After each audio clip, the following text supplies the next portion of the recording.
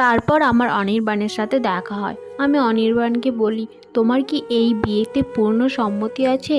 তখন অনির্বাণ বলল, হ্যাঁ, আমি তোমাকে আগে থেকেই বিয়ে করতে চাইতাম, এখনও চাই। তখন আমাকে অনির্বাণ উল্টে প্রশ্ন করে, তোমার এই বিয়েতে মত আছে তো, না বাড়ির লোক জোর করার জন্য তুমি হ্যাঁ বললে? আমি বললাম, না না, বাড়ির লোক কোনো জোর করেনি, আমি নিজের ইচ্ছেতেই হ্যাঁ বলেছি।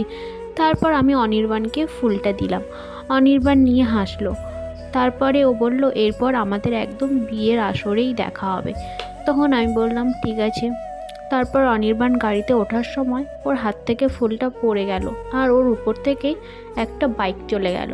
ফুলটা নষ্ট হয়ে গেল। অনির্বাণ আমাকে বলল, সরি, আমি বুঝতে পারিনি ফুলটা আমার হাত থেকে পড়ে গেছে, আমি ইচ্ছে করে এটি করিনি। আমি বললাম, ঠিক আছে, কোনো ব্যাপার নয়। তারপরে অনির্বাণ বলল, টাটা। তারপর আমরা বাড়ি চলে এলাম। এসে মার মুখে শুনলাম পরের সপ্তাহে নাকি আমাদের বিয়ের ডেট ফিক্স হয়েছে। এত তাড়াতাড়ি বিয়ে, আমি তো ভাবতেই পারছি না।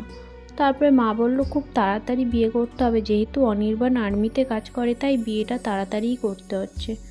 তারপরে আমাদের বিয়ের কেনাকাটা শুরু হয়। তারপরে বিয়ের দিন চলে আসে। বিয়ের দিন কী হয়েছিল জানতে আমায় সাবস্ক্রাইব করো।